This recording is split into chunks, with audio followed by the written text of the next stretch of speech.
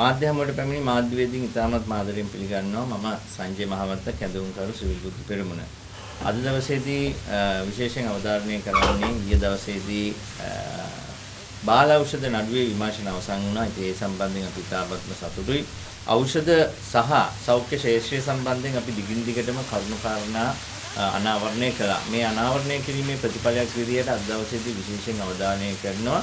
ශ්‍රී ලංකාවේ සෞඛ්‍යයේ හදවත බඳු ජාතික රෝහල මේ වෙන විට අරාජික වෙලා තියෙනවා. මේ ජාතික රෝහල අරාජික වෙන්න හේතුව තමයි ජාතික රෝහලට අධ්‍යක්ෂකවරයෙක් නැතිකම. ජාතික රෝහල විතරක් නෙමෙයි මේ වෙන විට මහනුවර මහ රෝහල, ඒ වගේම කරාපිටිය මහ රෝහලත් අරාජික තත්ත්වයට පත් වෙලා තියෙනවා. මේකට හේතුව තමයි වැය බාලා වැඩ බලන්න පටන් ගැනීම. ඒ කියන්නේ වැඩ බලන අධ්‍යක්ෂකවරුන් තමයි මේ රෝහල් වල ඉන්නේ. දැන් අපි බලමු ජාතික රෝහලට අධ්‍යක්ෂකවරයෙක් නැති වුණාට පස්සේ මොකද වෙන්නේ කියලා. දැන් වැඩ බලන අධ්‍යක්ෂකවරයෙක් රාගම රෝහලේ ඉඳලා පත් කළා තියෙනවා. ඒ රාගම රෝහලේ ඉඳලා පත් කරපු වැඩ බලන අධ්‍යක්ෂකවරයා මේ වෙලාවේ අසාධ්‍ය තත්ත්වෙන් දැඩි සත්කාරකගේ ප්‍රතිකාර ලබනවා ඩෙන්ගු රෝගය උස්සන්න වීම නිසා.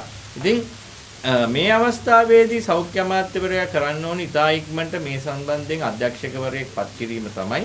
අපි අහන්න කැමති කාරණාව තමයි ඇයි මේ අධ්‍යක්ෂකවරයෙක් පත් කරන්නේ නැත්තේ කියලා. අපි මේ පිළිබඳ දිගින් දිගටම හොයාගෙන ගියා. හොයාගෙන ගියාට පස්සේ අධ්‍යක්ෂකවරයාට හිමි වී යුතු නිල නිවාසය සහ වාහන දෙක මේ වන විටත් භාවිතා කරමින් පවතිනවා. එතකොට අපිට කාරණාව පැහැදිලි. කාරණාව ඔප්පු වෙනවා. දැන් අධ්‍යක්ෂකවරයා නැහැ. අධ්‍යක්ෂකවරයාගේ නිල නිවාසය සහ අධ්‍යක්ෂකවරයාට හිමි වාහන දෙක මේ වෙලාවේ පාවිච්චි වෙනවා. පාවිච්චි කරන්නේ කවුද? අනිල් ජාසිංහගේ එහෙම නැත්නම් සෞඛ්‍ය ලේකම්තුමාගේ සෝවියට් දේශීය එකට ඉගෙන ගත්ත අතිජාත මිත්‍රයා.